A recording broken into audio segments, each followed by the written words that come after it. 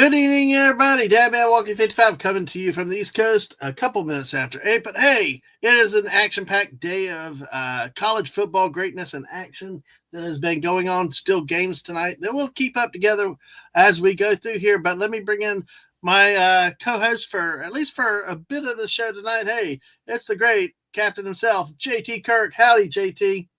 Hey, how you doing? Good evening. And hello to the chat. Good. Hey.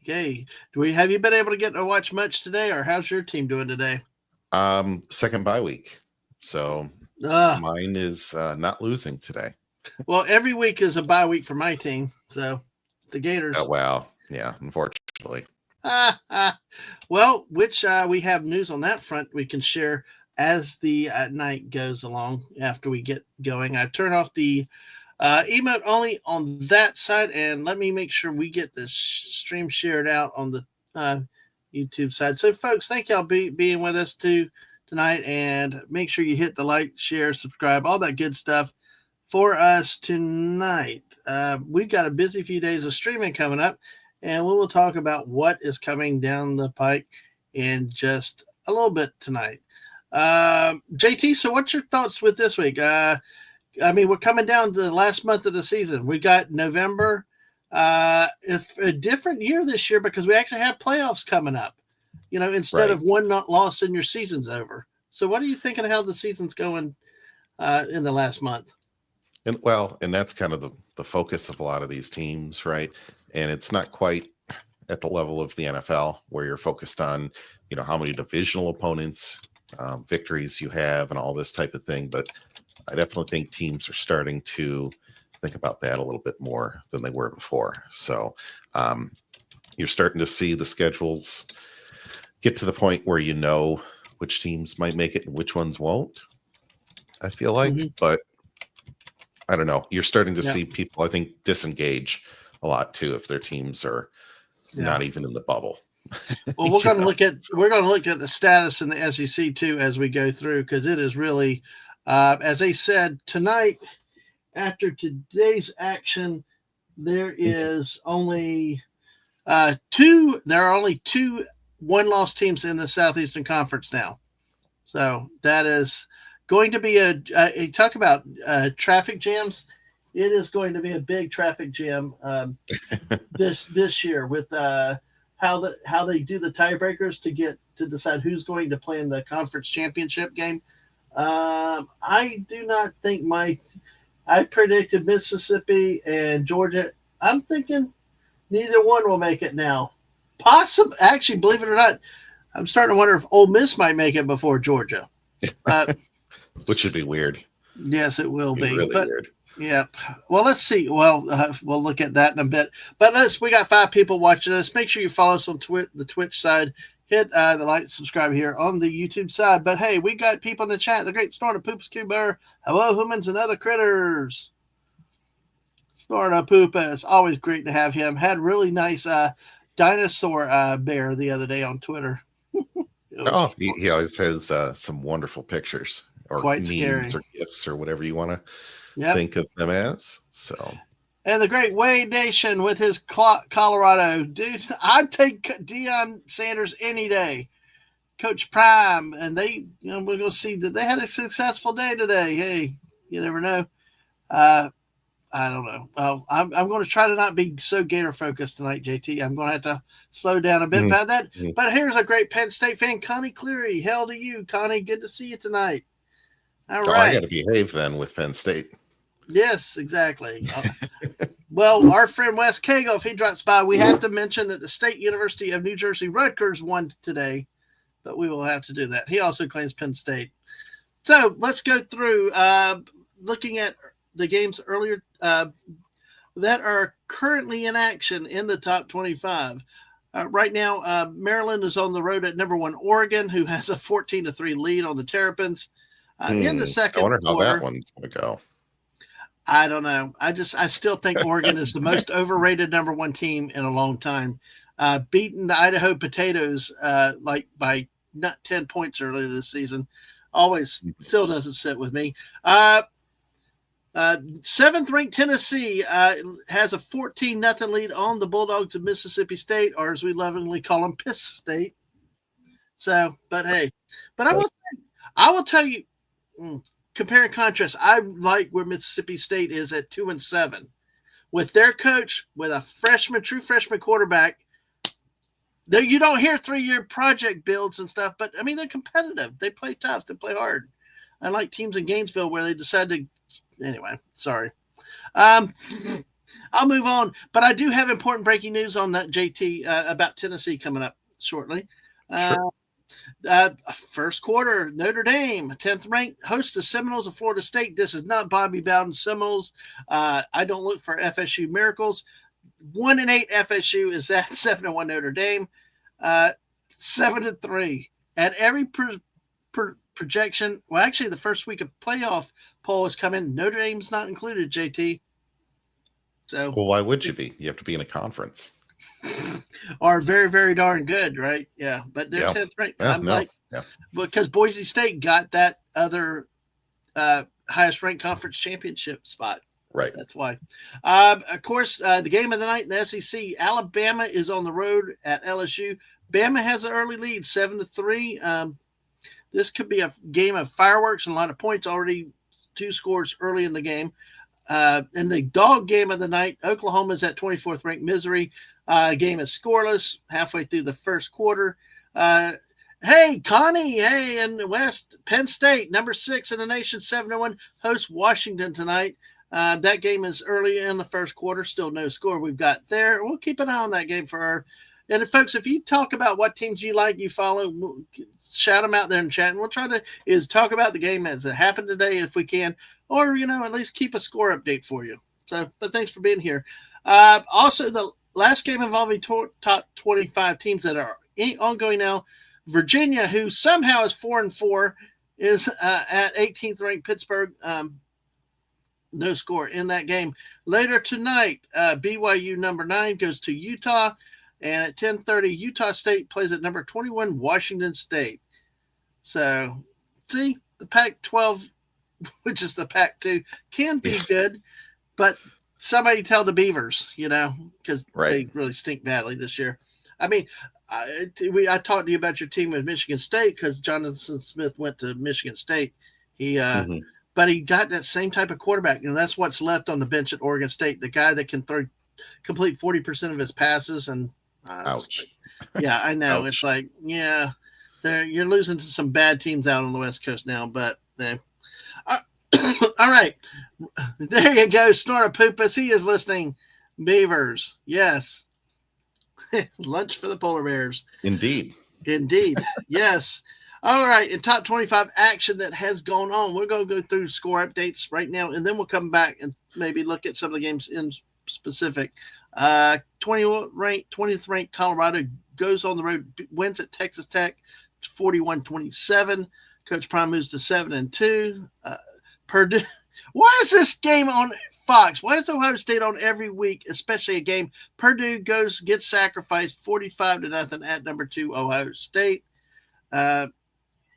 In a game that's not. Yeah. Go ahead, JT. It's all TV dollars. Because you asked me that, I was scratching my head saying, I don't know. Well, they're the only big-time school in Ohio, right? So they're going to get all of those TV count, that TV count. Yeah. And so that's why. But playing Purdue, I mean, that's it's not because it's good to watch, because it wasn't. Well, and a game that's technically an upset, but I don't think it's an upset. Ole Piss, as we say, knocks off number 3 Georgia, 28-10. Lane Kiffin wins a big game, folks. That's been a wrap. He's the Penn State of the South, but he actually beats Georgia. When we have more, we have to say about that game. But a much larger upset, a team that may be my new team to actually follow and cheer for. The Georgia Tech Yellow Jackets knock off number 4 Miami Hurricanes 28-23 in Atlanta today. Haynes King makes his return to the field after injury. They knock off the 4th-ranked Miami Hurricanes, a team that Florida really couldn't stay on the field with early in the season. So Miami has had some close calls this year, finally gets knocked off for their first loss of the year. the game of the day that I'm going to try not to go too far on, but we will come back to it a little bit because I do want to say a few things. Texas, fifth ranked Texas in Austin goes out to a 35-0 lead over the Gators at halftime. Ends up winning this game 49-17. And I managed to hear some lame Jane butthead on our local on their Facebook page on the local station. Well, they won the second half. I've never seen people try to apologize to keep a bad, worthless coach around in my life. But anyway. All right. And we can talk more about that as we go. Indiana. I'm sure. Indiana holds off a very dogged Michigan team 20-15 to stay unbeaten, moves to 10-0 in the Big Ten. So 10-0, 7-0 in the Big Ten. Oh yeah, 7-0. Thank you, JT. Yeah, but yeah, which is going to lead up to it'll be an interesting Big Ten game this year, championship game this year. So pop quiz for you. Okay. How many ranked teams has Indiana played this year? Probably 0. Yes. Yeah. That's okay, but Indiana normally would be 2-8 at this point. So you got to give them credit. You got to feel good from. It's not basketball. So. Well, but the rest of their year they're playing Purdue and they're playing Ohio State. So very likely in make the Big Ten championship game. 11-1 team. Yeah. Well, we'll look at it. We'll talk about it. We'll look at it. I can't see anybody else. I mean, they may face Oregon but then again, I guess if they play Ohio State, they'll have to beat Ohio State. Ohio State. Well, we'll look at the standings and see what it looks like. Also, another upset today. Kansas knocks off Iowa State 45-36. Iowa State has lost 2 games in a row now. Cyclones go down at the Jayhawks. Virginia Tech hosts Clemson. Not much of a fight. 23rd ranked Clemson wins this game 24-14. And Army stays unbeaten, moves to 9-0. The Cadets, the K-Suns go marching along 14-3 over North Texas. We will have to see Army's stats in this game. So as we see. JT, any initial thoughts on those games at this point of the top 25? The Army one I liked. I like that one. I want to see what they can do. And it's a great year for them. Whether they get slotted into the playoffs, I feel like they should. But don't know if they will. The rest of these, man. Yeah. The Ole Miss one, it's good to see the upset against Georgia because, I have no love for them. The Texas one, well, I don't want to step into that one too much because I know you have a lot to say. The Indiana one, I do want to talk to get into some Big Ten stuff. Everything else, man. Yep. By the way, I forgot 12th ranked Boise State is in action right now, leads Nevada 6-0. So. Oh, well, are they going to finish counting the score of that game by next week? Oh, that's Idaho, not Arizona. Well, but Nevada, yeah. Oh, Nevada. Well, Boise's at home, so I give it be counted the same day. Yeah, exactly. Final score will be counted the same day, folks. There you go. All right. So I'm just looking around the rest of the country. State University of New Jersey, Rutgers beats Minnesota 26-19. Boston College, after its big upset of Florida State earlier this year, it struggled off and on this year, but they upset Syracuse 37-31. Wow. Put a damper again on Syracuse. Wow. Just, there's so much parity this year. And I'm looking at the SEC. All these teams with 2 losses, 3 losses. You look at the ACC, all these conferences. There's not one. You have very few of these no loss or 1 loss teams in these conferences now. It's like everything is just jumbled up now. A good year for playoff. Well, the more you consolidate the conferences, the better football you're going to get, which means the more losses you will accrue. So it's not Ohio State, just mowing over a bunch of nobodies and playing 1 game anymore. So, and it's kind of good where 1 loss doesn't ruin your whole season either, though. So, by the way, Navy, if you like the armed services, Navy beats South Florida 28-7. UConn, dude, I got taught to Mark D with a C. I don't think he followed. UConn is 7-3 this year in the Really? American Athletic Conference. They are 7-3.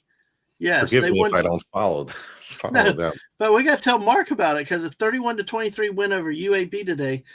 Wow, folks, this is a UConn team that has historically been 1-2 wins a season, maybe if they're lucky. So, in the ACC, Duke beats NC State 29-19. The Beavers go down to San Jose State 24-13. UTEP, my other favorite team, one of the loser teams, wins its second game of the year, 43-35. They actually went to overtime. They outscored Kennesaw State 15-7 in overtime. Sad news for the Vanderbilt Commodore fans. South Carolina wins 28-7. But still, Vanderbilt is bowl eligible. South Carolina's one of these teams that's been Jekyll and Hyde this year, JT. I saw a short about it where when they're really good, and they want to sue the bad part of South Carolina because it's like they're really, really good some weeks and really, really bad other weeks. Yeah, every single time I pick them, they don't win, and the other way around. I'm like, this is dangerous. Yes, I shouldn't even bother watching them because it'll be it. That's one of those teams where it's kind of cool, but then at the same time, all the fans have white hair now. Yeah, because it's just so stressful. Well, I tell you, I'd love to be a South Carolina fan. At least you compete. You got a coach that's been there 2 or 3 years already. He's been there a few years. Yeah, he had sort of a hot seat, but just there's progress. Even if they don't throw that much, they run the ball, but they're physical. When they're good, they're good. At least you have something to cheer for. I know. Wade asked, I'm going to come back to Wade. I'm going to come back to your point real quick here. Kansas killed you. Yeah, I bet it did. I'm going to come back to the Georgia in just a second. But in action last night, Cal beats Wake Forest on the East Coast in an ACC game, 46-36. High scoring affair. That would have been a fun game to watch. Oklahoma beats Iowa 20-17 on the West Coast. Rice beats Memphis 27-20. And New Mexico beats San Diego State 21-16. That's Saturday night's action. So we are going to go back to take a look at let me get a quick update on 20 top 25 games in action right now. See if there's any changes. And then we're going to go back through the games. By the way, there is a big score. Do you want to say that score, JT? Oh, yeah. Maryland is catching up with Oregon. 14-10 Oregon right now. So this is going to be a tight game. A very tight game, at least in the first half. See, that's what I don't understand with Oregon because they're like, sometimes at home they can blow people away, and then like tonight they're struggling. They struggled against Idaho earlier this year. Hey, Atwood, we're going to talk about Georgia in just a second. Yeah, Maryland's a 500 team. They're not a great team. They're not ranked. They're 1-4 in the Big Ten. So, Oregon should walk away with this and make it look like, switching leagues, the Lions when they play Dallas. That's how this game should look, and it isn't. By the way, JT, we'll be talking NFL football Monday night with JT and a guy who was on the channel last year, MC Wally. We're going to be previewing the Jacksonville Jaguars Detroit Lions game for the next Sunday on Monday night. So we may have to talk more pro football. We'll have to talk about that, JT, because Dak Prescott is going to have surgery on his hamstring and miss the rest of the season. I mean, I'm personally unfortunate for him, but what's the whole team going to do? Because he was the only Glendon Rush can, if the defense will do something, Glendon Rush I think can be a very serviceable backup. He took over the starter a few years ago when he was hurt, when Prescott was hurt. You can't be any worse than what you do when you're already down 20-0 before the first quarter is over. Fake football. True. All right. Yeah. So that's the new news with that. Also, I'm trying to see. It looks like Mississippi State has a 1st and goal at the Tennessee 8. Yep. Yep. So they're driving. No change in the other scores, it looks like, at this point. So we'll keep an eye on the other top 25 games that are going of interest here. So let's take a Now, look at the. could I just say, for Schadenfreude purposes, Sure. I really am rooting for Florida State to beat up on Notre Dame. You do not. There are two teams that you do not like. One is Notre Dame and one is Michigan. So, yes. Yes. Exactly. But then this Alabama LSU game, I'm like, can they both? You don't lose? like Alabama. Can they both lose? I saw a person that's justified how Alabama could lose tonight and still get into college football playoffs with 3 losses. I think they're drinking, but hey, but then again, there Probably, is and not there is water name either. recognition. And Wade, keep asking your questions. I've started them. I'm going to come back to some of those. Atwood, you too.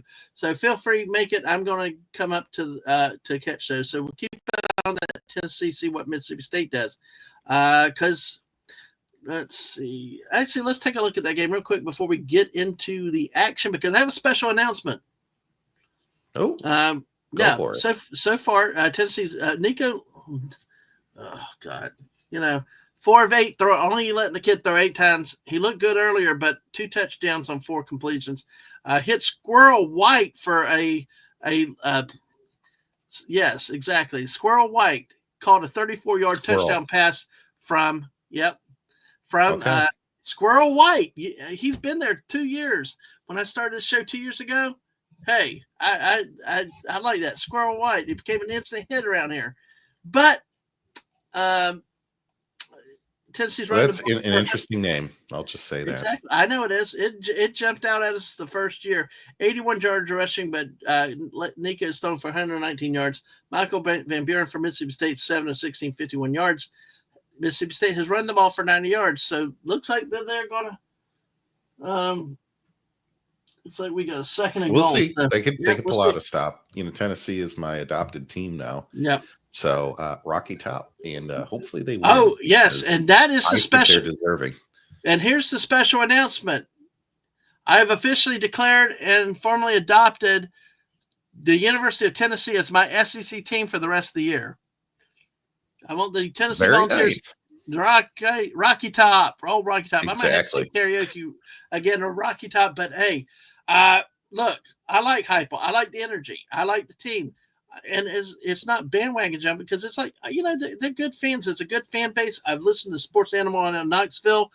I love the way the sports talk people talk real sports. And it's not like down here where they're always apologize. They're always defending the school. We don't like coaches fired, blah, blah, blah, blah. All this stuff, bandwagoner. No, I'm not. It's a temporary thing. Because the Gators suck so bad, I got to cheer for somebody. So I will still be a Gator fan, but I want Tennessee to win. Same with my team. I want Tennessee to win the East, the SEC, and I want Tennessee to win the national championship. That's it. Because I can't cheer for Georgia. That's it. Go ahead, JT. I was just going to say, and I'm in the same boat. My team's done for the year. I know they've got games left on the schedule, but they're done. Mm-hmm. And who's had more games on TV, my hometown team or Tennessee? The answer is Tennessee. And, I have some other personal reasons why, but like Devin said, great energy, exciting game to watch, usually week in, week out. They're not abysmal. Yeah. So that's why. And you know what? It's not the same old Georgia or Alabama. And so for that, it's like, okay, let's pick these guys. Yep. Let's see what they do. Look, the Beavers are unwatchable too, Wade. They are so bad, so boring. I got enough I don't want to just watch Bear Bryant football. That's what the Beavers do. That's what Billy Napier's done to friggin' Florida. All this crap about Lagway being a quarterback that can throw the ball downfield. He throws one ball downfield against Georgia, gets a touchdown, and then we're back to running garbage offense. So anyway, sorry. But I did want to hit a couple of the things Wade had asked here. What did Georgia do? Well, we look at that game here. Really fell flat. Why did Napier stay at Florida? Well, it is more that the athletic director issued a statement saying that his job is safe. You have a lot of people now. That's why you fire a coach early in the season, because now everybody's got he's lost 2 quarterbacks. He did all this other crap. Look, it's the same damn crap every week. I don't care who the quarterback is.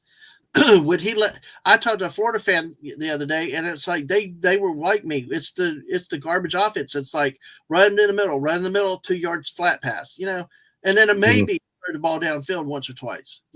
It's not a wide open option offense. What do you think, JT? Oh boy. Well, I get to hear a lot of your commentary on these teams in depth. Gosh. Just lose out. That's my whole thing. Just lose out and get a different coach. I don't know. It doesn't even come down to any of the individual players at this point. You're not going to make the playoffs. You're not even going to make a meaningful conference contribution for the rest of the season. So, get ready for the reset. Get ready for next year. Start thinking about a way to keep some of your players, because I tell you what, ending up with 1 or 2 more wins is not going to make a difference for these guys. Anybody who can jump is going to in the portal now, right? Well, here's what I think here. By the way, Mississippi State has scored a touchdown, so they pulled them in 14-7 of Tennessee. But I will tell you this, that Prescott had a hamstring injury, so he's going to shut down for the year. Lagway, they still expect maybe he can come back next week for LSU after a hamstring where he got carted off the freaking field. If I'm his dad, I'm saying, no, you're shutting him down for the year, not with the garbage team and stuff like this, because he should look out for his career, his health and stuff like that. These games don't mean anything in the next few weeks, because frankly, folks, college football is not what it used to be. It is a pro sport now. It's all about the national championship. It's about the NIL. It's about paying. One of the reasons why that they said they kept Napier too was they have 70% of their NIL monies invested in freshman and sophomore players. Of course, the Comic Relief Crusader had a meme that about can we get a refund or a return at the border, and I'm like, with this for Florida, you put 70-80% of NIL money. It's like I want a refund. We ain't getting what we're paying for. You had that issue at FSU with DJ, the quarterback, that all his money come in, stunk, and now he's not playing. And it's just a dangerous thing. That's one of the reasons. But see, if I was Lagway's father, I'd be having him out of that place. Know where I'd have him go? University of Georgia. Oh, I was going to say maybe South Carolina. No, I'd have him go to University of Georgia with Kirby Smart's pro-style offense, because he should be throwing the football 25, 35 times a game. He shouldn't be running this Tim Tebow type off or this clap shift crap. I mean, 2-yard pass and all that. It's just, look, the kid is not going to develop as a passer if he runs this Billy Napier offense. I would not send anybody that wants to be a real quarterback at the next level to the University of Florida with that offense. Wade, that's a good, even Deion's got a more open offense and stuff like that. So, Question for you, though. This third string quarterback, Warner, that's now starting for them, he transferred from Yale. Who transfers from Yale to Florida? His parents were Gator alum. He graduated from Yale. Well, I just thinking about, I don't know. You're not going to be playing in the NFL. Okay. It's okay. I don't blame you. I'm talking about the kid's perspective. No, he transferred from Yale. He probably lost the job up there. I don't know a lot about that, but he came in. They said he beat out all the some scholarship quarterbacks to become the third stringer. And really, with Napier, the biggest thing that I hated. We'll take a look. I'm going to pull that game up real quick to look at the stats, and then we're going to get off into some of the bigger games, folks. I promise. By the way, Oregon has added a field goal with 20 seconds left in the first half, 20-10 over Maryland. But let me look at the box score with this, and then we'll look at the Georgia game too. And we'll look at Colorado. Well, so if I may, I was just going to say, prognosticating here a little bit. I think Florida's going to be 15-22 with Napier at home, maybe 16-21. Mm-hmm.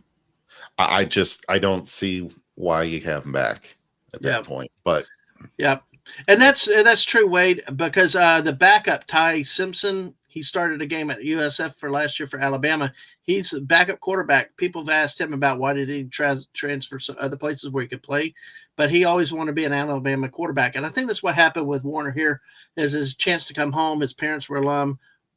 So, he is now playing football for the Gators more than he ever expected he would too. Yeah. So, but yeah, Aiden Warner was 12 of 25, 132 yards, 2 picks today. One of them was a tip ball. Of course, my biggest problem is the way they use it. They end up, sometimes you got to throw the ball on first and even second down. And I'm telling you, I've seen Steve Spurrier, the old ball coach, go with Noah Brandeis years ago and made him and Doug Johnson effective quarterbacks when they struggled one year with no quarterback. But a lot of it is how how you get creative on offense, how you do it, setting them up. They're constantly third and long, and this kid can't throw. He doesn't have the arm to be that type of quarterback. But I will tell you, when he has time, he made some nice throws again today. You got to give the quarterback time. Sometimes, you know what, Billy Napier, you don't run in the middle 2 plays and throw on third down. Or you know what, if your first down doesn't work, then maybe you do throw on second down. But it's like the Tennessee commentators up there have talked about Napier that week before that game, and they're like, they said he's hard-headed. He wants to run a pistol offense with 12 personnel. He doesn't have the personnel to run it. They're saying it, they're screaming it, but they point out, what's he hard-headed or something? And I think that's what we really have there. It's going to be his way or no way, and I know that's going to take the boosters taking their money away. Yep. Yeah, and that's what we were talking about, the earlier today before the air. I was like, a bunch of other teams, especially teams in the Big Ten, like Michigan State, some other schools like that, they refuse. They absolutely refuse to change the coach, change the AD, any of that, and it ends up rolling up into you get rid of the president of the university sometimes because then they have to pick a new athletic director because they wouldn't pick a new coach for the football Corey. team. Like, how ridiculous is this? But sometimes, these schools, these teams don't really care about. Well, here's what happened. And people are like, how dare you say they don't care about winning? I'm like, no, the people that are making the decision about who the coach is don't care because the boosters still have the money coming in. And when the money's coming in, why change anything? And unfortunately, that's how it is, right? Well, I'm laughing at these stats.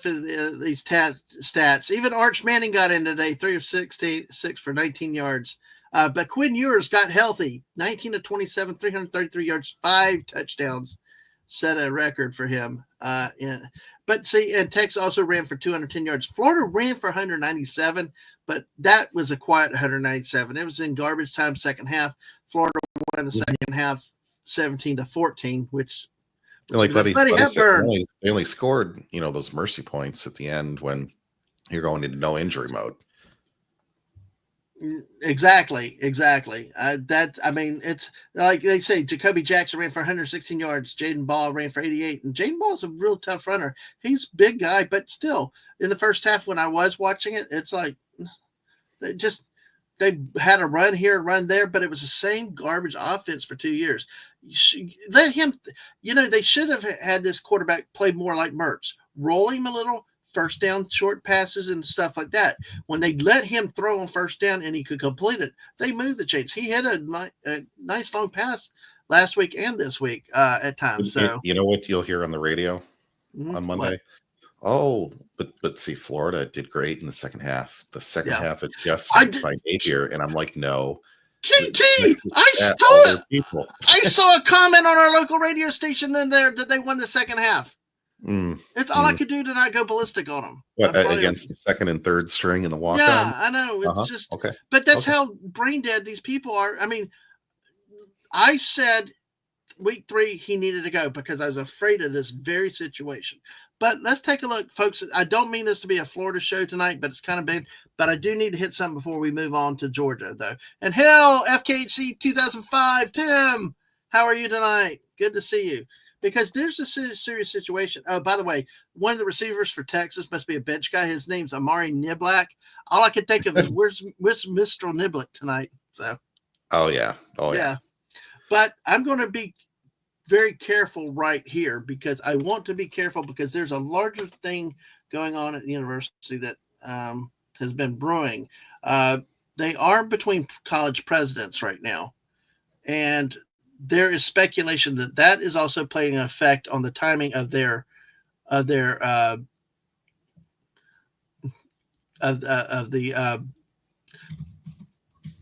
hold on a second. So I got to take a look at that. I think Florida's.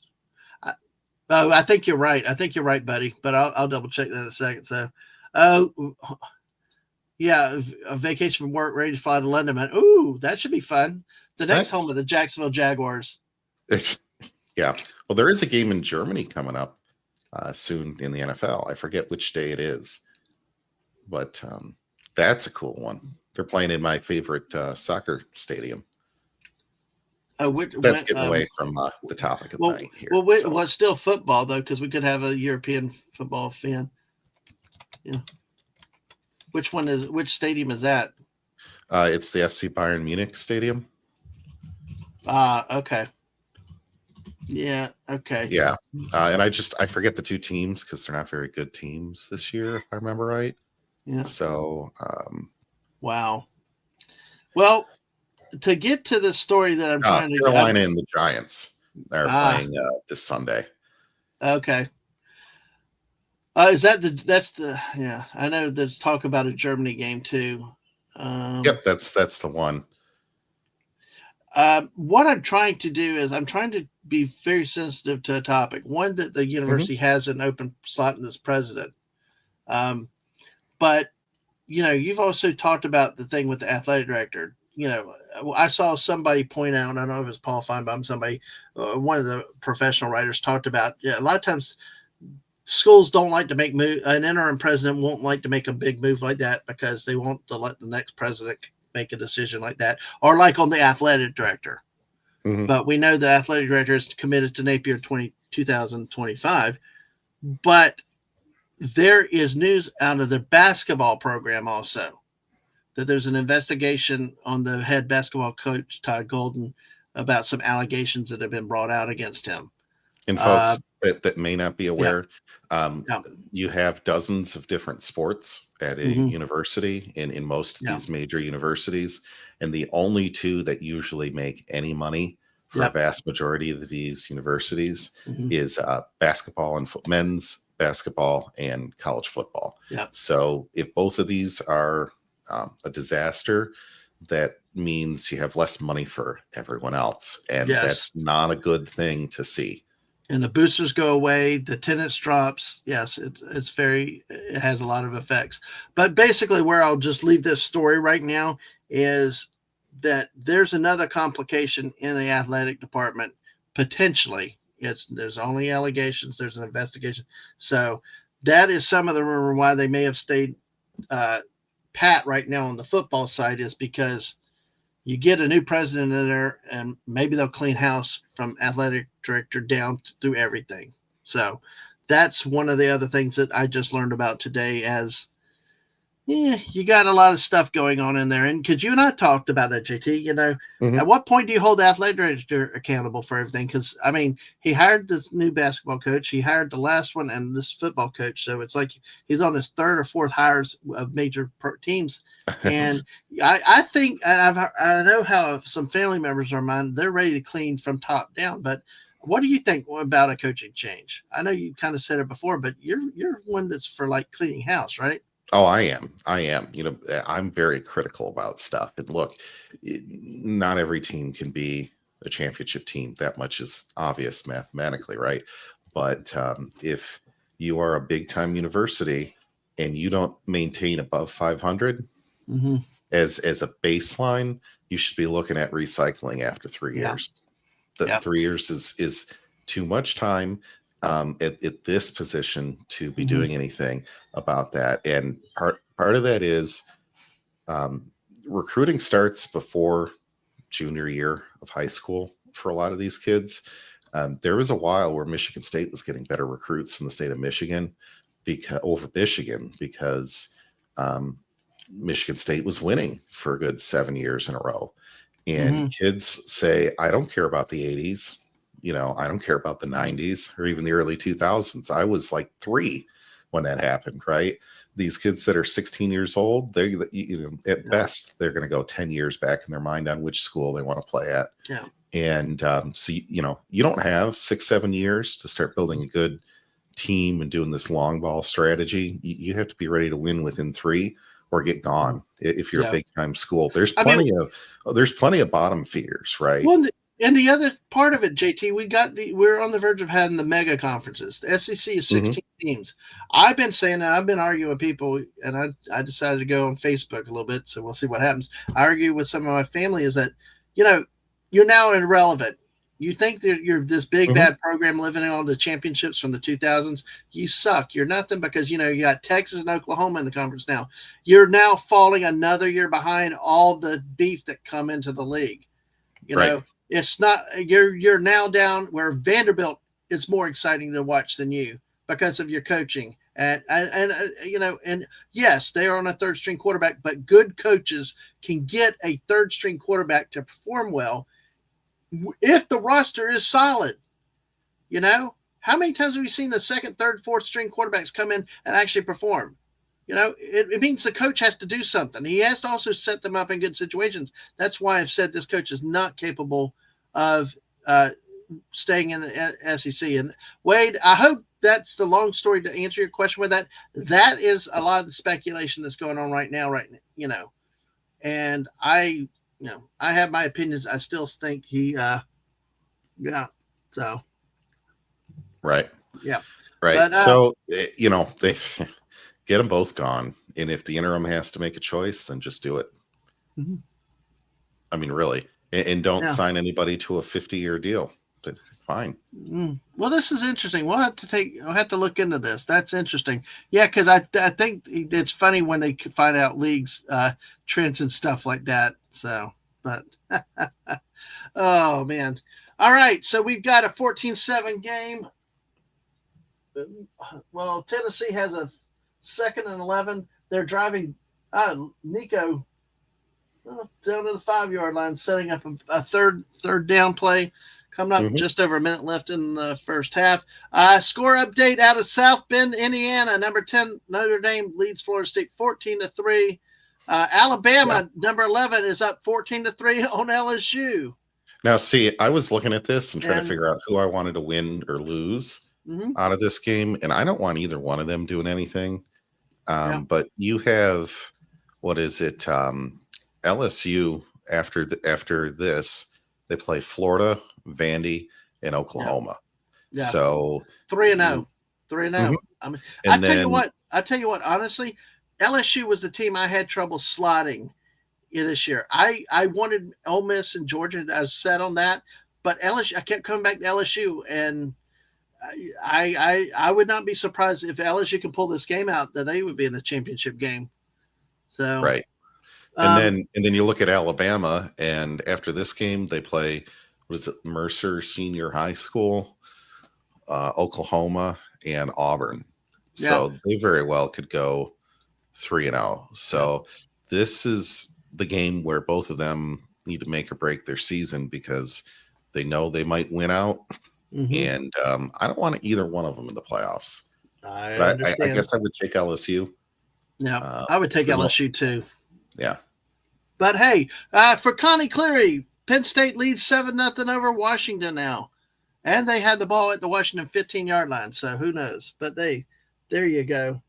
They'll win that one. They'll win that one. Yeah, they'll win that one. James Franklin's a frustrating coach too. He's like Lane Kitten. Winning the big games is like always eludes them. And Corey, you're welcome. You're welcome. I'll keep an eye on that game. We're going to get into the Georgia game in a second. Yeah.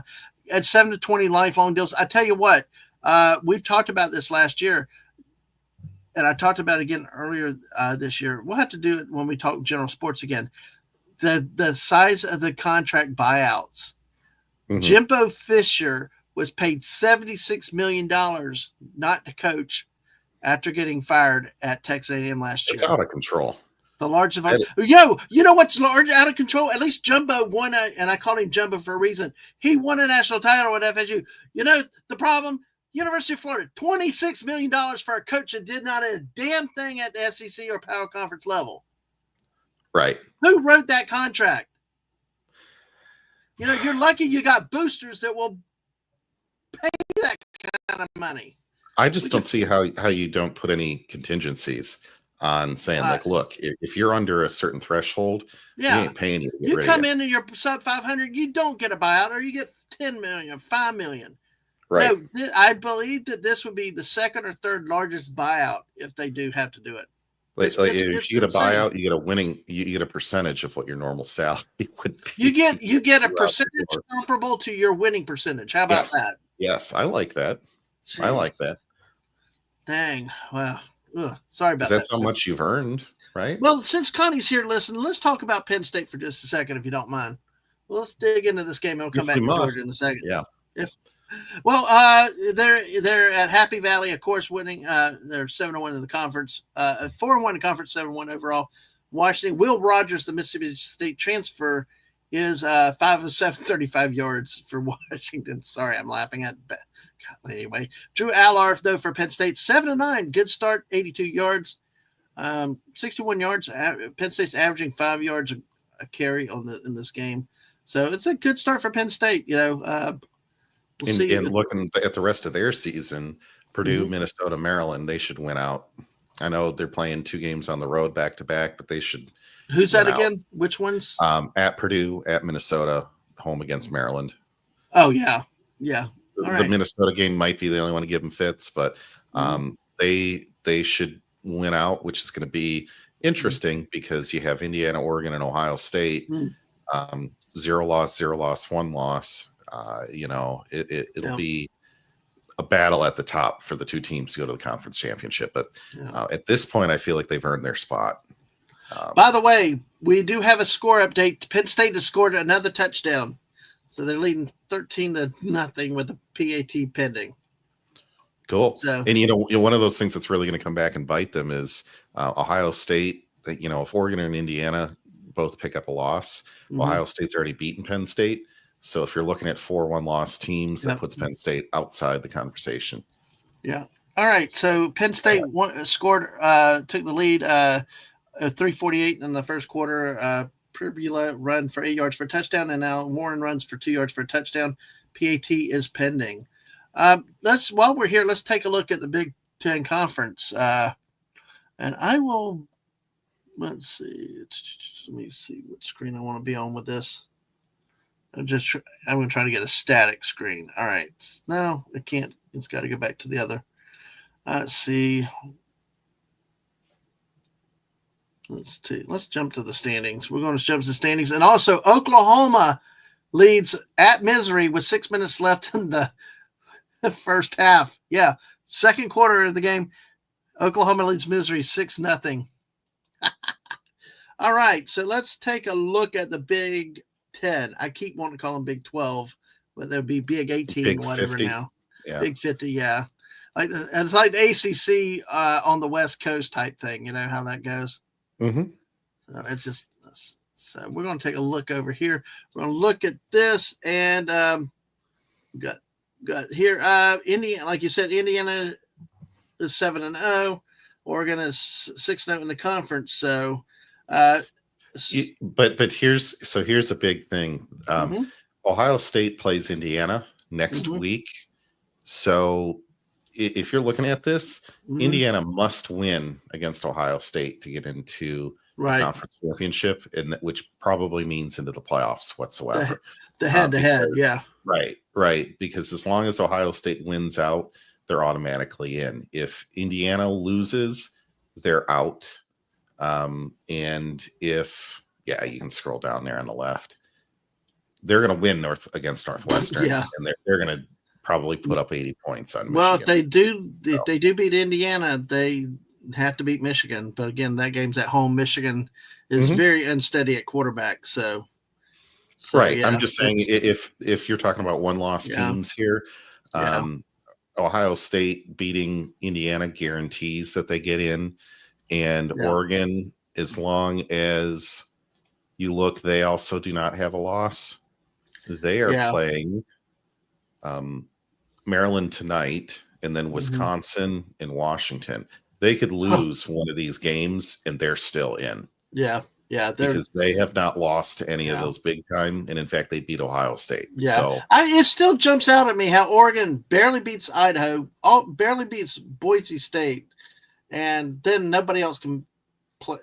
Anyway, I'd like to see some new teams. I really want Indiana to win, or even Penn State, just to get some new teams and get some new blood in these things, because it's just that's kind of what's cool with the SEC is we're facing a championship game that's unlike any others. So right, and so then if you look, Penn State needs to win out, and hope upon hope that I guess Ohio State has to lose. Ohio State has to lose, or Oregon has to lose too. Yeah, they're not. They're not. I just spoiler alert, they're not. So tough spot for Penn State to be in, but they're not out. I mean, yet. It's one of the things that I've heard a lot of the frustration is with James Franklin up there is always winning, having great seasons, but can never beat Michigan, can never beat Ohio State, which is a struggle. You got to beat your rivals. You do. You do. Yeah. And for all intents and purposes, every other team in the Big Ten, which I think is, the other 10 or 11 teams, they're done. They're done because you're relying on the top 4 teams that have 2 losses between them to lose like all of their final games. Ain't going to happen. Sorry, Iowa. Yeah. Well, your Spartans are up to 4-5 overall, 2-4 in the conference. We'll take a look at them. And Wade, I'm going to come back to Big 12 in a little bit. Okay. And we may be doing a little bit differently with the show tonight in terms of scores. We'll look at some of the stats in a minute, but I kind of want to take some time to really look into the standings in the conference a little bit tonight. You're at Illinois next week, home Purdue, and home to the Rutgers. Yeah, I predict them losing at least one of those. Well, if you win 2 of them, you make a bowl. You're 2 of them, you're bowl eligible. Yeah. Okay. I'm not trying to be mean, Dad, man. I'm just like, that's the point I'm at with this team. I'm just like, we're done. We're done. It won't matter because they won't be on TV anyway. Well, Connie, I'm cheering for your Penn State to jump Ohio State and get in there with Indiana. I'd love to see a Indiana-Penn State Big Ten championship game, but I don't think I'm going to get both teams because Oregon's got to lose. And so does Ohio State. Yeah. Oregon's got to lose twice, unfortunately. So, All right. For Buddy Hepburn, let's jump over there for a little bit. Mr. Buddy Hepburn, who's a Stanford fan in the Pac-12. I mean, no, look, it's bad enough with the Big Ten doing what it did coast to coast. This is god-awfully unexplainable bad. The Atlantic Coast Conference is also on the Pacific. They might as well call it Atlantic Pacific Conference now because, I mean, you got Stanford. Now, unfortunately, Stanford's at the bottom, 2-7 overall, 1-5. But hey, they're better. Still, they've lost less than the Seminoles, and they're not in the bottom technically. So, were you trying to share? No, not yet. Okay, but I wanted to share. But I will share in a second. Talk about road jams and log jams. This is what's going to be so interesting. I think will make college football different than the prior years because a lot of times, like an SEC, it'd be over already. We know who's going. But this with these teams in this way is creating a lot of drama. Because look what we got in the ACC also. Smoo, who was like thrown in the player to be named later in a baseball trade. Nobody gave a crap about. Just thrown into the ACC expansion is leading the Atlantic Coast Conference. Yeah, they're like a future 5th round and 3rd round draft pick in 3 years from now. Our future considerations, Yes. It's either future considerations or player to be named later, that type of thing. Yeah. Golly. And look at Clemson for all of the welling and gnashing teeth about Dabo Sweeney, the way he does stuff, not going to NIL transfer portal.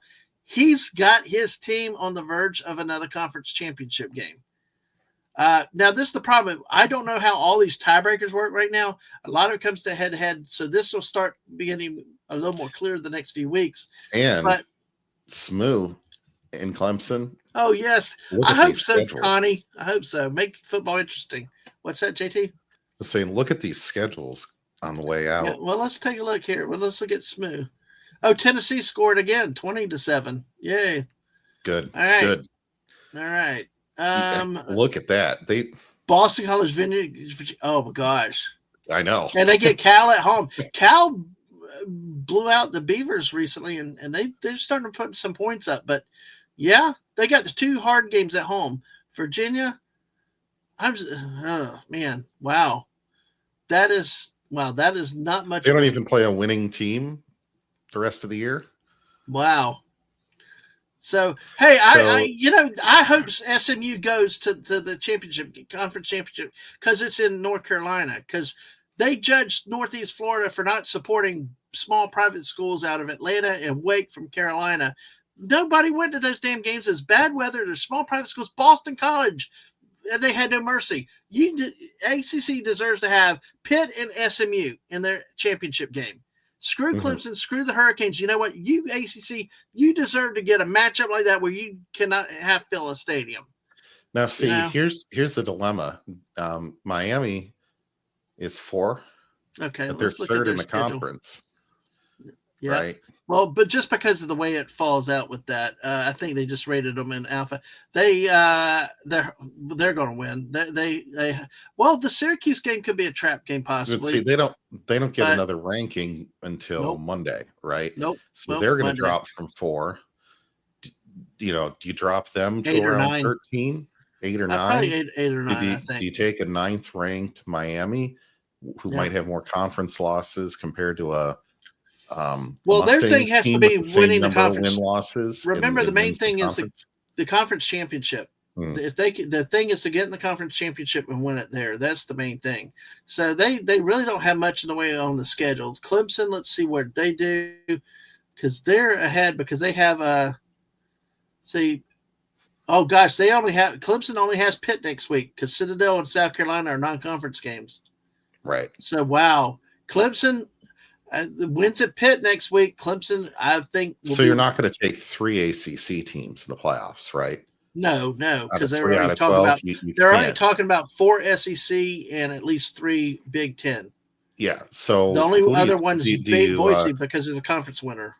If all 3 of those teams end up with 1 loss, SMU takes the conference spot. Then do you have Miami jump Clemson? It depends. No, well, what's going to be weird is Clemson. The way this works out, if SMU wins out, Clemson wins out. Let's see if who won Clemson Miami this year. Let's see if they played. No, they didn't play. So it comes down to the tiebreaker. If they take the highest ranked team, then Miami would be in the ACC championship game. I'd be calling BS on that if I were Clemson all day. Yep. Oh, but look, Clemson is going to play Pitt next week. So that in this case, you'll have one of these 2 teams with 2 losses. Well, yeah, Pitt won't go if Clemson wins. I'm saying Miami and Clemson. Let me see who do you take on that, because you could have 2, top 12 ranked teams sitting in there. Pitt has See, Pitt has the harder road. Clemson, at Louisville, at Boston College. So Pitt, they got 3 conference games left. So Pitt, I don't like Pitt's chances. I think Pitt's going to lose at least once along the way. So you probably are looking at it's going to be between Clemson and Miami. And I'm not sure if I'm thinking that I'm guessing at the ACC tiebreaker might be the highest ranked team since they did not play head to head. But either way, SMU, though, looks like they're going to be in the SEC in the championship game. I still would like SMU and Pitt just so that they have to live with a bad matchup, Right. Oi, stunning. Good to see you.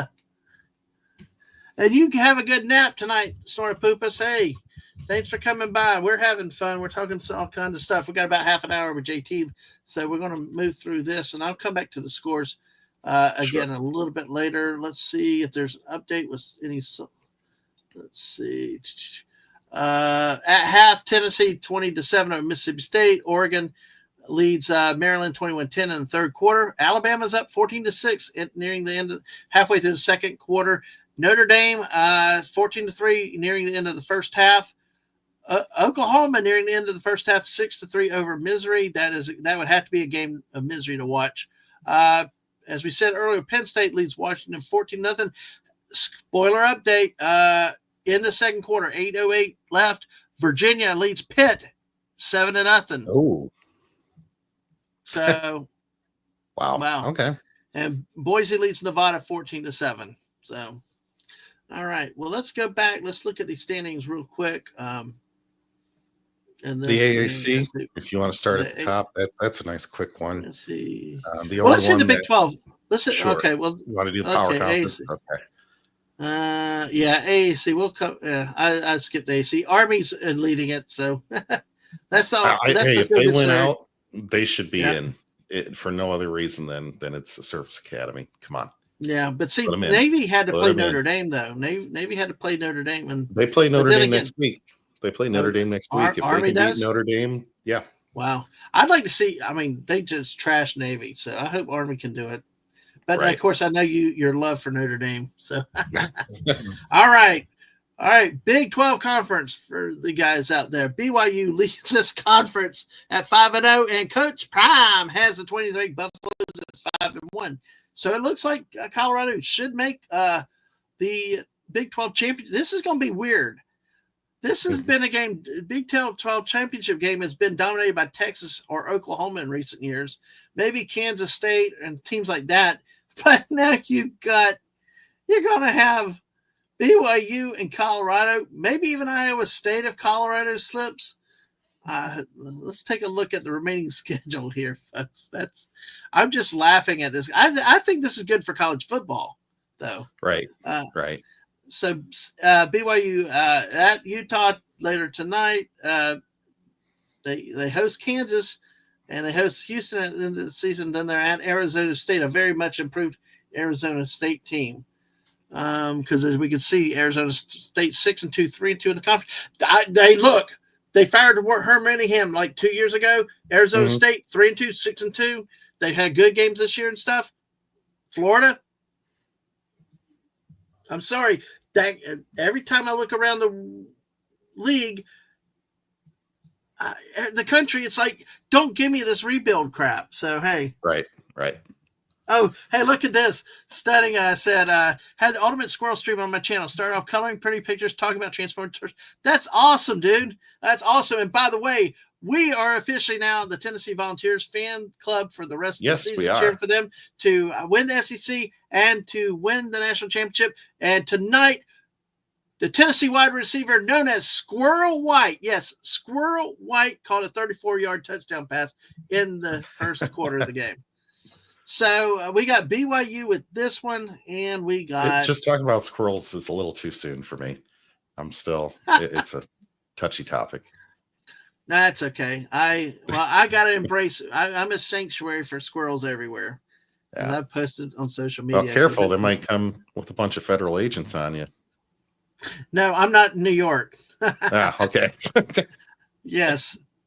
I'm in a safe state. I got a good governor. Yeah, you do. You do. Anyway, but Colorado, big surprise for me on this whole conference, which I was really sad about, Okie State. Oh, yeah. They plummeted. The conference. What happened? Yeah, 0-6 in the conference, 3-6. They had that comeback win earlier in the season against Arkansas. As you can see, like Colorado's, I think Colorado's in.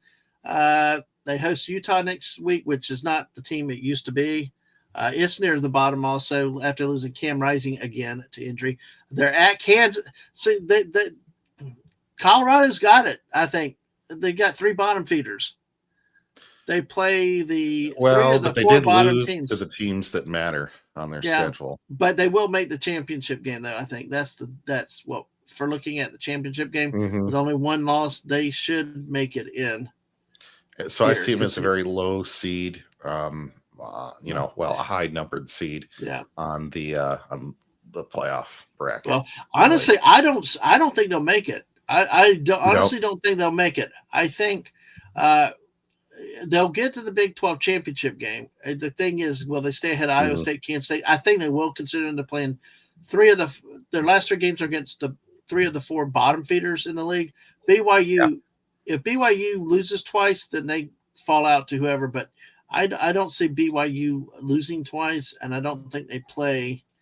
Yeah, they don't play anybody that they got 2 bottom feeders. They don't play anybody that they need to lose. That would need to could jump. Well, and Iowa and Kansas State play each other, so they're going to beat each other up on that one. That's what I've been seeing, and I think the thing is the bias will still be towards the SEC and the Big 10. You're going to have, and the recent poll. Let me see what. Let me do this real quick. They do have. Take care, Corey. Corey, take care. Thanks for coming. Appreciate it. For being here. Let me see rankings. Let's see. Here it is. Here's what it is. So we do have this week on Tuesday night, something big in America happened. On Tuesday night, the college football playoff rankings came out. Oh, I thought you were going to say Western played somebody. Western Michigan. No. Oh. Okay. They probably did. There were games. But what we'll see here, folks, is we've got the top 12 teams right here, okay? From Oregon down to Boise State. Now, the rankings. Cop-out rankings. They're identical. But see, that's not – but what's weird is I don't like the way they do it. Let me pull this down. Let me look at it. That's the top 12, but it's not the actual playoff prediction.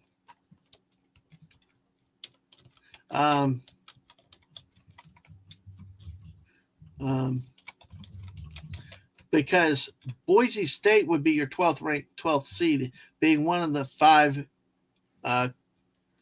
conference. Let me see. I'm trying to find the right. They rank them, but it's like how they would actually match up is different. Just because you're in the top 12 does not mean that you're. I'll put you one in the chat here from the NCAA. Okay.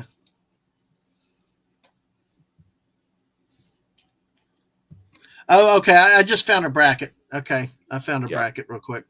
All right. So here we go. As we see here, folks. Okay, that's even better than one. All right. They do have the top.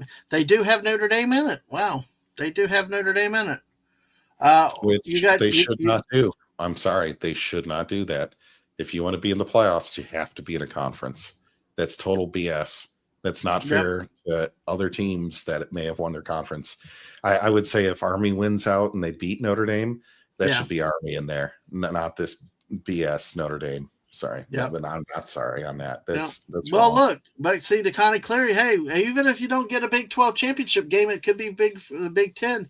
Indiana and Penn State currently in projections. Of course, that's what the talk is, and this is before the upsets today, like Georgia and Miami lost. See, that could change Miami's slotting right there. I mean, Miami may not be able to get in, or maybe Miami gets in.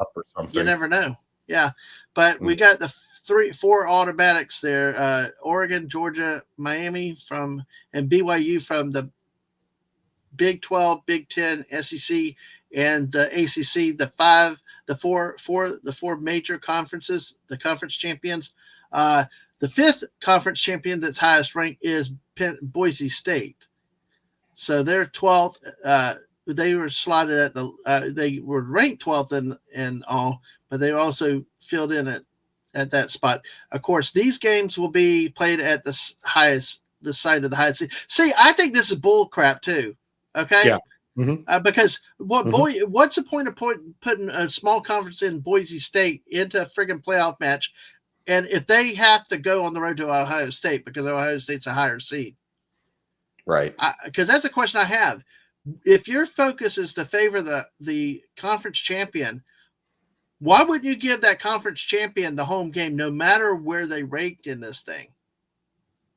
I mean, maybe they do. I don't know. I'll look up on that a little bit more, but I don't think so. I mean, why should Ohio State get a home game for not winning its conference?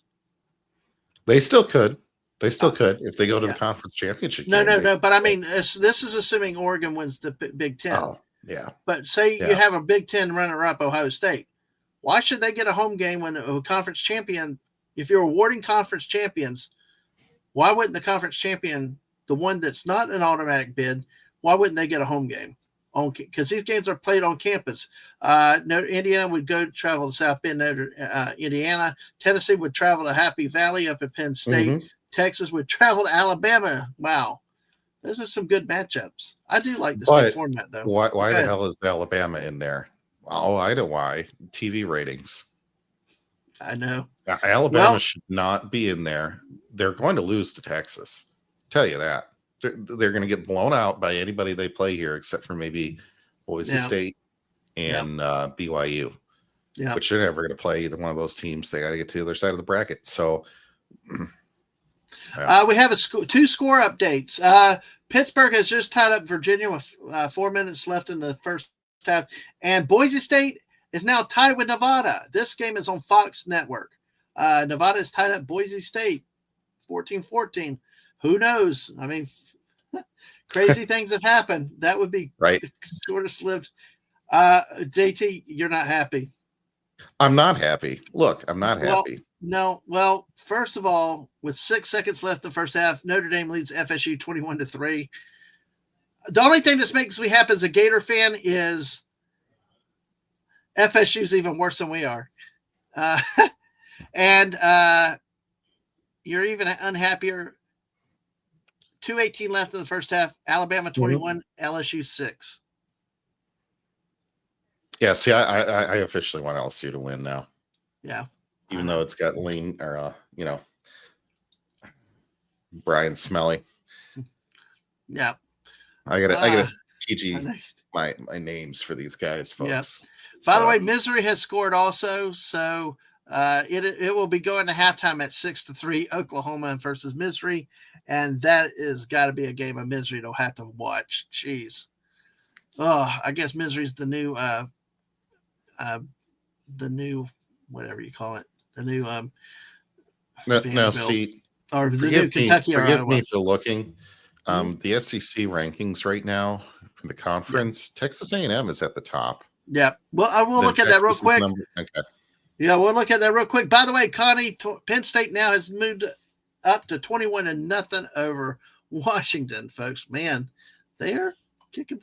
You kind of like woulda, coulda. Why the heck did you do this stuff against Ohio State? Warren runs for another 2-yard touchdown run to extend the lead for. That's what's frustrating with coaches like that. You get the coaches that are good coaches, they have good programs. But I will tell you, I would take this team any day. I'd take Franklin any day over what we've got. Mm-hmm. But they extend the lead to 21-0. Anyway, they're hungry. They're hungry for that conversation on where to put them in the bracket. Anyway, yep. Let's move on. So let's look. Oh gosh, Oregon is now blowing away 29-10 now. So they just had a 2-point conversion. Yeah. Why did they go for 2 points? I don't know. And we've talked about this before on our streams multiple times, right? Where you'll be doing a football stream for college or the NFL, and you're a big fan of this argument as well as I am, that just stay alive. There was last 2 nights ago, Thursday Night Football. You had, what was it? The Bengals versus, oh gosh, I'm forgetting the other team they even played now, but Baltimore. Mm-hmm. And the Bengals went down the field, less than 30 seconds left, and they scored a touchdown. Okay, well then they were 1 point down. Now, do you score the extra point? Think that your defense can hold them off for less than 30 seconds, and then kick a field goal and tie it and go to overtime and stay alive? Or do you go for a very risky 2-point conversion, which you have less than a 50%, way less than a 50% success rate at to win the game? Yeah. Huh. I wonder which one I take. There's major breaking news, though. There's major breaking news. Let me just see what I can confirm with something real quick, because in one of the games that are going on right now, has the let's see. Let me get back to the scores real quick. Let's see if I want to confirm it with one thing real quick here.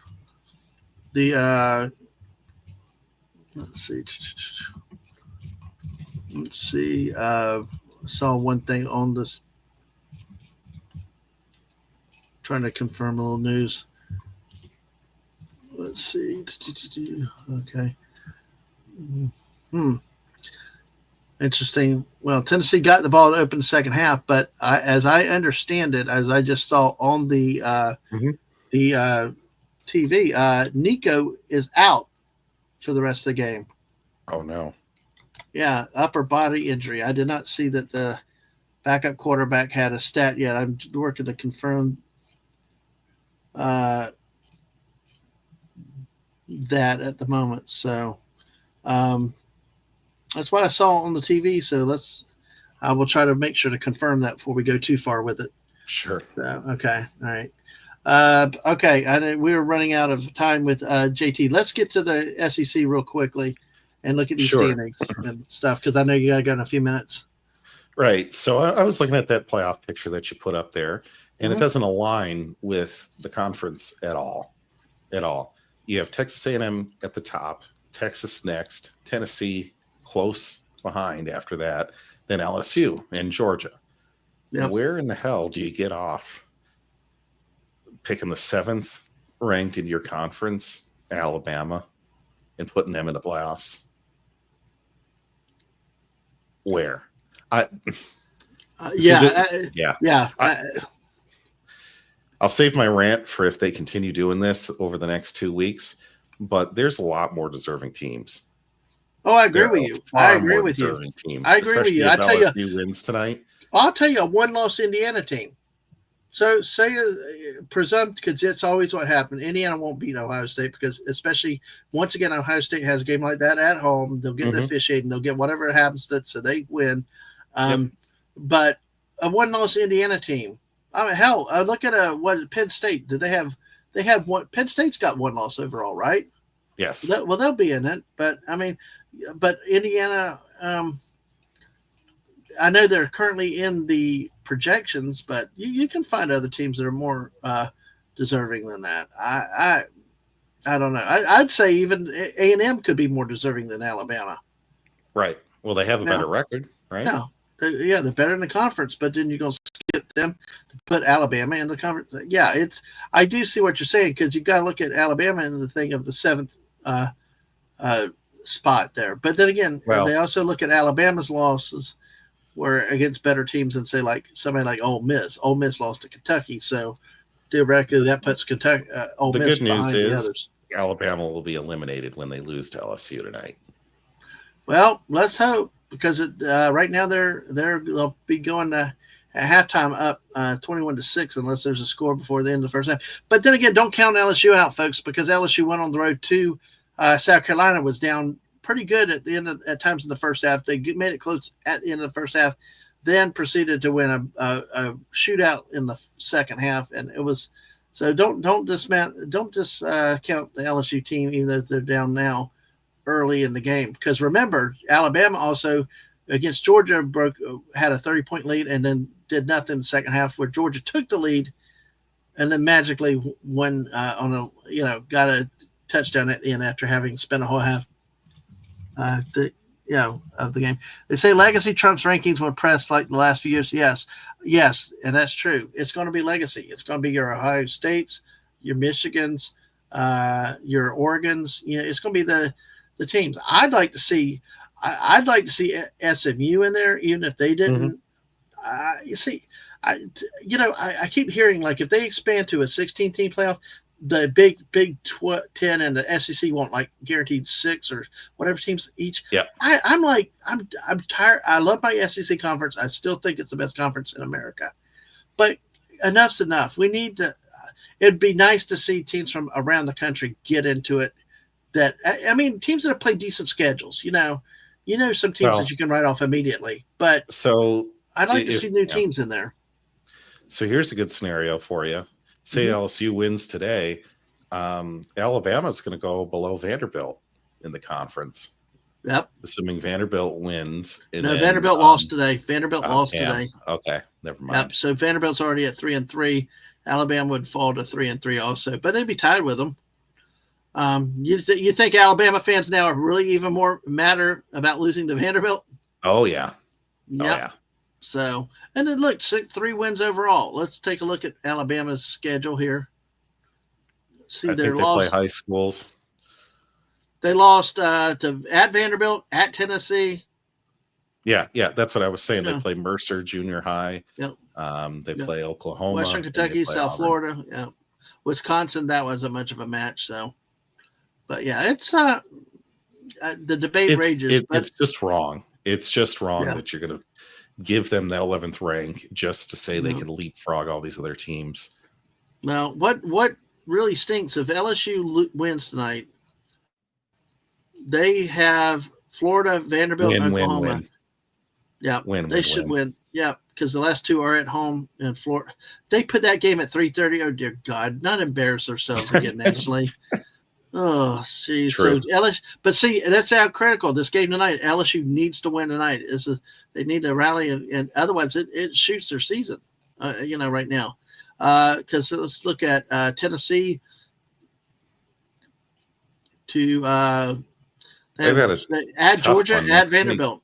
Kind of and Vanderbilt could be a tough game for them because this team Tennessee is still having some struggles offensively, and it will be interesting to see if, like I said, I want to try to see if that is. It's darn near a home game though for them.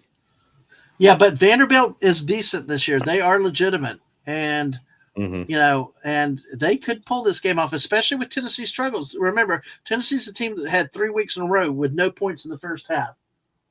They've struggled to get going. The next week against Georgia. See, Georgia's a team that struggled. We haven't had a chance to talk about that game much. I'll talk about that at the elite. But Georgia's dropped to 5-2. They're probably out of the SEC without a lot of help. But Carson Beck has been a turnover machine the last 4 weeks. It's the Georgia offense is struggling and badly, and so Tennessee. This is a year. I think the Vols. If the Tennessee doesn't do it this year, I don't know when they're going to do it. It may not be their best offense, but schedule lines up for them. They could beat Georgia in Athens, but then again, the history in this conference is you go on the road, you get your butt kicked. So. Any last thoughts, JT? Because I want to pull up because I know you got to go. I want to pull up the last schedules for A&M and Texas because we know that they play on Thanksgiving weekend. But A&M has Auburn and Texas. So basically, there'll be 1 loss going into that Texas game in the conference. And let's look at Texas here. Let's see. I'll be trying to root for A&M on that one. Why not? And Texas see, this could be a trap game for Texas though. At Arkansas next week, the Pigs can surprise some people at times. I mean, Texas got a little bit of difficulty with Arkansas, but then again, Kentucky, and then of course A&M. That A&M game is going to be the one that decides it all for Texas A&M. Otherwise, only one of those 2 will go. Right. Tennessee controls its own destiny, though, and but LSU's falling behind. Well, JT, let me let you say anything else before I'll keep going a little bit longer, talk about some of the games today, a little more statistics. But hey, any other thoughts about the action today? Nope, just wanted to end up on Go Tennessee, and that we'll leave it on that on thoughts for tonight's games anyway, and then tomorrow Go Lions. Yes, and remember, Monday night, JT will be with me and MC Wally. Yes. We'll have a Jaguar fan and we'll have a Lions fan, and we'll be talking NFL football. And, folks, I tell you, if you've not heard MC Wally, he's a great fan of the Jaguars, and he's one of the greatest in-game announcer, field entertainers you'll see anywhere. Had him on last year. We talked football before Florida, Georgia. So make sure you join JT and Wally and me on Monday night. So, all right, JT. AFC South versus NFC North, which would be talk you don't get every day. So should be a good show. I'm looking forward to it. We have no more. What's his name? We have no more Trevor Lawrence. Right. His shoulders bummed up. So. All right, folks. Well, I got another show I got to hop to. So thank you, Dadman, and good luck. Have a great evening. All right. Thank you, JT. And that, folks, is the great Admiral JT Kirk. You'll catch him here at times on various shows that we do. So trying to see what's going on with Tennessee right now. It looks like the A&M got not A&M, Mississippi State. That's the problem with everybody has similar colors. Everybody has similar colors, so they all run together. You ought to see the missus when she did all the color codes. Yeah, everything has a unique code. Yes, actually, Gaston Moore is the backup quarterback for Tennessee, and he is in the game. Nico is out of the game for Tennessee. So, oh boy,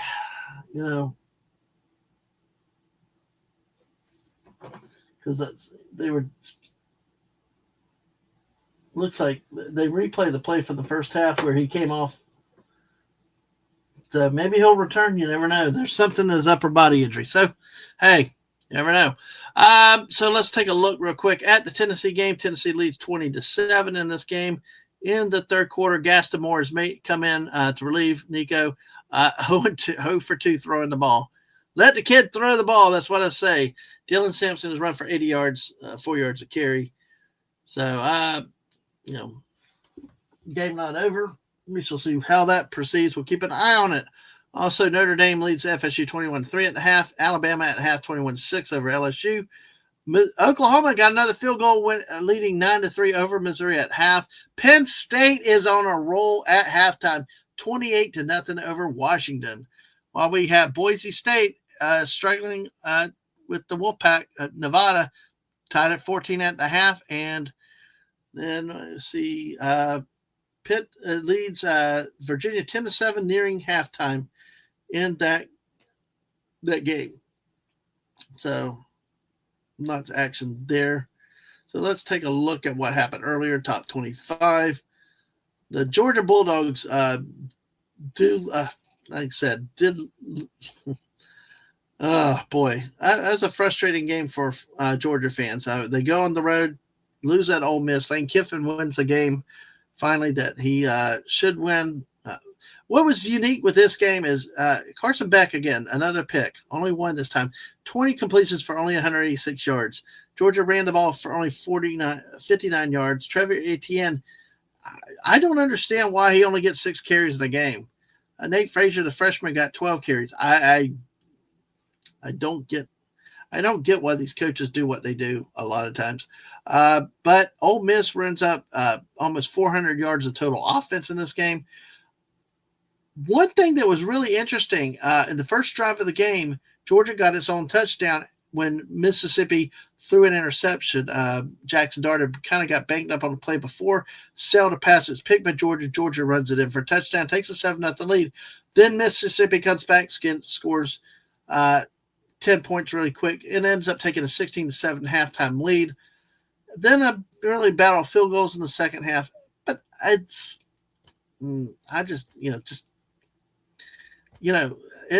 just a weird game because not only the early touchdown was set up by turnover for Ole Miss, but when the next drive after Georgia got the touchdown, Austin Simmons came in as the backup quarterback because Dart was being treated. He went 5 of 6 on his only drive of the game for 64 yards, led Ole Miss to a touchdown to respond to Georgia's touchdown. I was amazed to see a youngster with a little playing experience come in, be able to move the team like that, and respond against a vaunted Georgia defense. So Ole Miss finally had the defense in the game show up, and hey, they raided the transfer portal this year, and Lane Kiffin actually had a defense that showed up, worked in a big game, and Ole Miss gets the monkey off its back and wins this game 28-10. Although, folks, in Mississippi, I know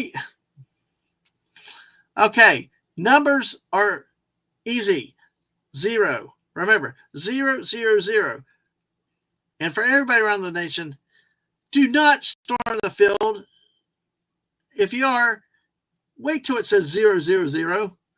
Ole Miss charged the field with, they had to run more and more play because Ole Miss got the ball back.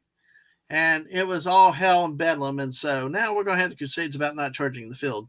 But I will say, in Oxford, they lowered the goalpost. They had one of those machines where they lower the goalpost So it's not like Knoxville or Nashville where they actually tear down the goalpost and dump it in the river. But really disappointing loss for Georgia. I tell you what, though, Georgia, I don't know. With this loss, it's going to be interesting to see how the playoffs standings go the next few weeks, because we may see some teams not on the inside like they thought. We shall see from week to week. Tennessee has added a field goal, 23-7 now. They are up on top of Mississippi State. Hey, Gaston Moore finally completed some passes. Yay! Throw it to Squirrel White. So, I love that name, folks. 2 years ago when we started this channel, that was something with Tennessee. Squirrel White. Of course, also they had a guy named Hendon Hooker on the team.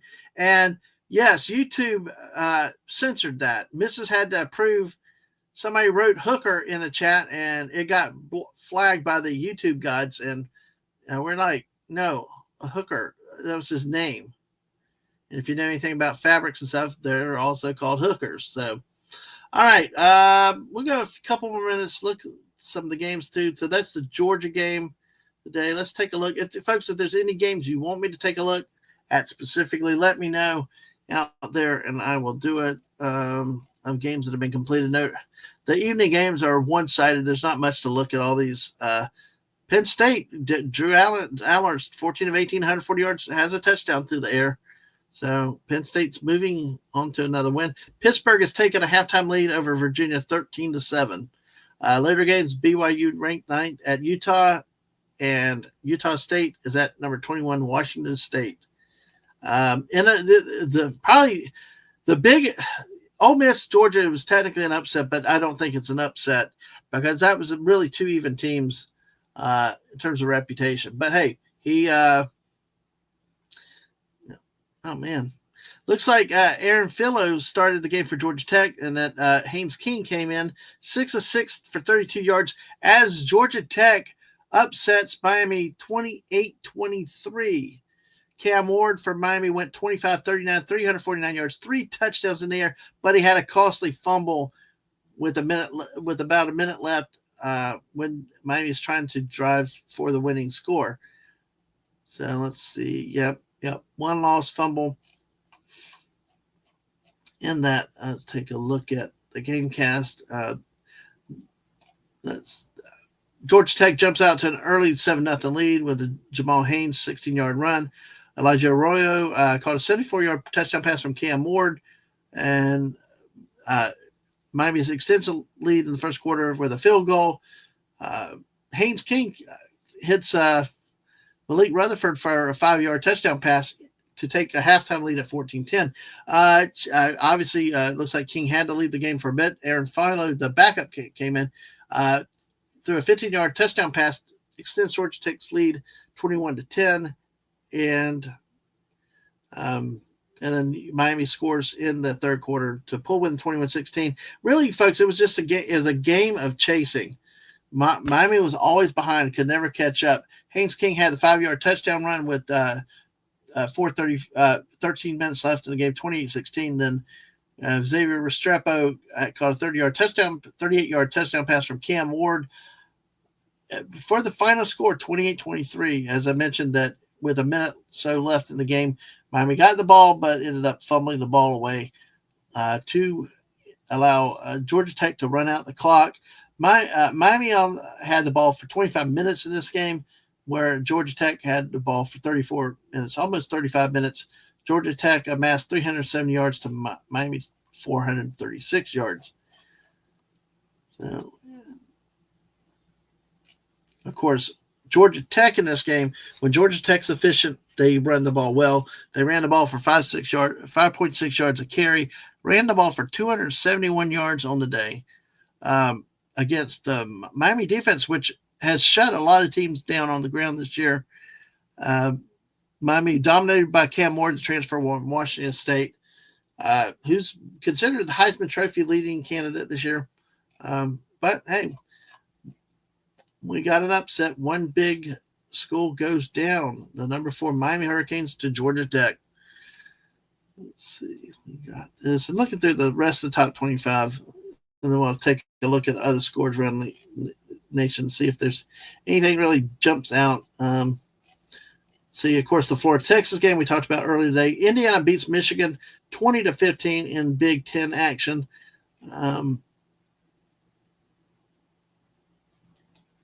Indiana had to rally late in the game. Michigan, Davis Warren is back as a starter with 16-32 for 137 yards. He represents their only quarterback that can really throw the ball. Jack Tuttle retired because of injuries recently. But, Indiana held Michigan's ground game to 69 yards, which is very, very impressive. Curtis Rourke for Indiana was 17-28, 2 touchdowns and a pick for 206 yards. So, Indiana ends up escaping this game at home. Give credit to Michigan for fighting through and fighting to really push the Hoosiers at home. This game was 17-3 with the Indiana lead at halftime. Michigan rallies, to within 2 points with 9:35 left in the game. 2-point pass failed, and then Indiana adds another field goal with 2:34 left in the game to end up with a final margin of 5 points. And as we talked about, it sets up the matchup coming down the road between Indiana and Ohio State that has significant ramifications in the Big 12 race. And guess what, folks? Mississippi State has scored again. They scored. Let's see. They have now pulled within 23-14 in this, with 6:22 left in the third quarter. And let's take a dive into this game again real quick, because it looks like they have the ball back too. Yep. All right. So, yeah. All right. Looks like I have to turn this game on and really start watching it, because this game could be really interesting. And folks, this is what I said earlier about rebuilds and stuff like this. Jeff Lebby is the first year at Mississippi State. They have lost a lot of close games this year. Their record 2-7. They fight in every game. They're a very hard win. They should have a better record than 2-7. But you know what? They have promise. They've got a freshman quarterback that can throw and he can run and do all kinds of, really control the offense. It'll be interesting to see how much they push Tennessee, especially now with Tennessee down to Gaston Moore, the backup, the quarterback. So it'll be interesting to see if Nico was able to play in this game and how this game goes in the second half. Let's see. In terms of other games we got for today, Iowa State, Kansas is not Kansas. I tell you, surprising. A team that had promise, was ranked top 25 early in the year, now starting to play well.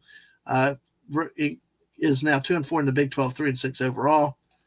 We talked about Colorado, Texas Tech earlier. Clemson beats Virginia Tech. I want to look at box score in Army North Texas real quick, because it's only a 14-3 game. Bryson Daly for Army, he threw 2 passes today. Yeah, 4 passes, 2 completions, 15 yards, and he had a pick. But he also ran for 153 yards and 2 touchdowns. Will be interesting to see how they do when they play Notre Dame. Yeah, next week. In 2 weeks. Actually, 2 weeks at 7 p.m. on NBC. So, because they have a week off, they have the game on 23rd. They have the UT San Antonio Thanksgiving weekend, and then the classic traditional Army Navy game on the 14th of December. So, go figure. All right, let's see where they go. We take a look, one more look. I'm going to look at, see if there are any other games. If y'all, like I said, folks, if y'all have games that y'all want to talk about, feel free to put it out there. Let me know. We'll take a look at it. Let's see. All the other games we talked about, those that are ongoing.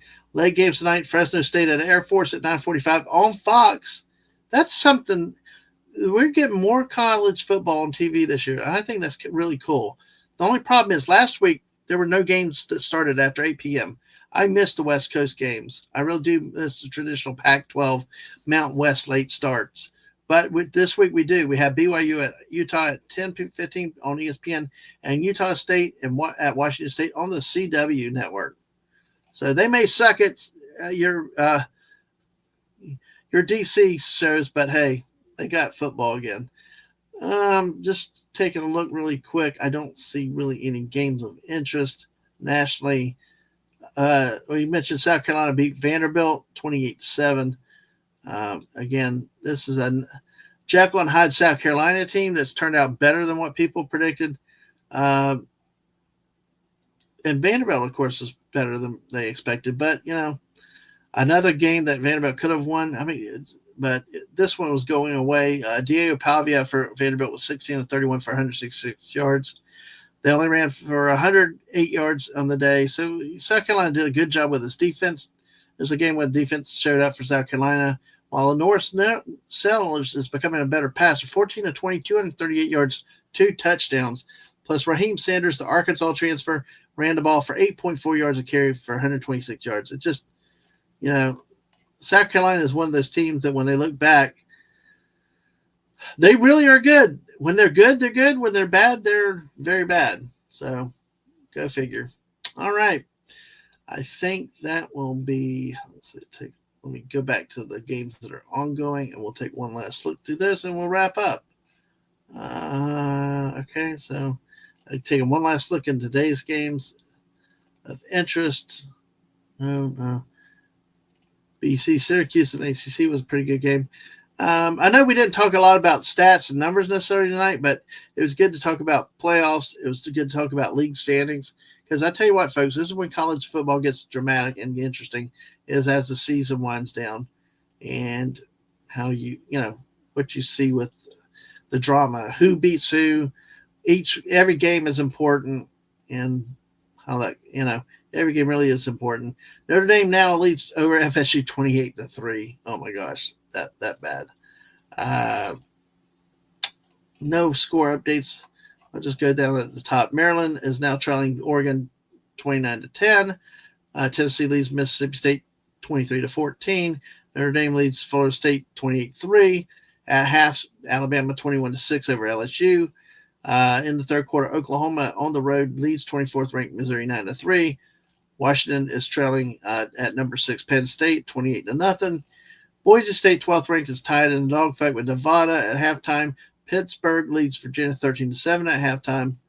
And that is where we are tonight. All right, let me do one last thing as we go to close here with this. I do want to show things. Like I said earlier, it's a squirrel haven. It's a safe place for squirrels. So I hope to get back to some squirrel streaming soon, maybe in a little bit different format, but great. Now I'm trying to open a screen, and it's open up on the wrong side. All right. Let's see. Okay. We'll see what happens. I can't even see. Yeah, there we go. Let's see if we can move the screen. All right. There we go. All right, folks. So here, folks, we're going to start back on Friday, late night with Dadman. Hope to see y'all there here with this too. So hopefully y'all can make it here, and we can see, Friday at 10. We'll see what happens. Maybe a little bit different format, new people. Oh, yeah, Utah, Washington State still up in an hour. Yep, exactly. I'd love West Coast football. I tell you, folks, it's good. It's good action. So it really, really is. So remember this, and we'll start with Fridays and then maybe jump into other nights. We'll see what happens. But, of course, Tuesday night, Daisy Blossom and I will be talking Independence Day resurgence. Yes, this is one. We talked about Independence Day last month. We want to talk about this one because people have different opinions on this. I don't know. Either people hate it, they love it, or where does it fall? 50-50? Do more people hate it? I don't know. But we will talk about this wonderful movie here Tuesday night. As I mentioned, on Monday night, Join me and JT Kirk with MC Wally while we talk about the Jags and Lions, which will be the next Sunday. I know there'll be a game going on Monday night, but this is the only night I could get it to work. So we're going to be having fun with this. And hopefully, folks, I hope something like this might work out, because I might try this again if fans from two different teams want to come on and talk some football. We'll see what happens. But hey, it's kind of cool. You'll like this. And of course, a week from Sunday, not tomorrow, a week from Sunday, I'll have Aaron Briggs. We'll be talking turkey, talking about Thanksgiving. Thanksgiving season coming up this month here in America. Last month, we had Canadian Thanksgiving. We're talking about what they do, what we do, and what makes Thanksgiving special. So hopefully to see you with a lot more that's coming up soon. I don't have my links and stuff, but hey, make sure you follow me on Twitch at DadmanWalking55, on Twitter at DadmanWalking55, and make sure you hit the like button here on YouTube and you subscribe. Make sure you're still subscribed and get the notifications, all of them, from when we go live. So,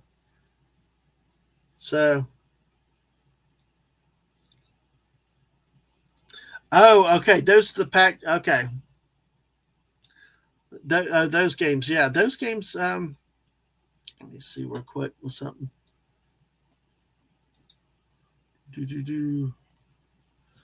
Yeah, Utah State's at Washington State. Yeah, Utah State's at Washington State. BYU, Utah, Cal. That's a 1AA. Yes. Hey, folks, if you ever get a chance to see the FCS, those smaller schools play good football too. So, and BYU is at Utah. BYU at Utah at 10:15, Utah State at Washington State at 10:30. So, all right. Well, thank you, buddy. Thank you, everybody. Thanks for everybody being here tonight. So, oh gosh, they are. Oh, that's a score I did not see. What? Let's take a look at that real quick. Because I could only imagine that's probably the Oklahoma State game is not. Let's see, because they're winless in the conference. That's what is so amazing. So, let's see. Oh, 38-30. Yeah, buddy. It's like, why don't y'all turn the game off, switch to the game and let it start on time? But yeah, 38-13, TCU leads Oklahoma State. You're welcome, Connie. Thanks for hanging out so much, and thanks for participating. Thank you, everybody else, for being here tonight. Make sure, like I said, get the notifications, and if I don't do something impromptu tomorrow, we'll be doing this show Monday night. You never know. I might go live at a moment's notice. But on that note, everybody enjoy the rest of your football Saturday. Thanks for being here for almost 2 hours, and we will catch you later. Bye, all.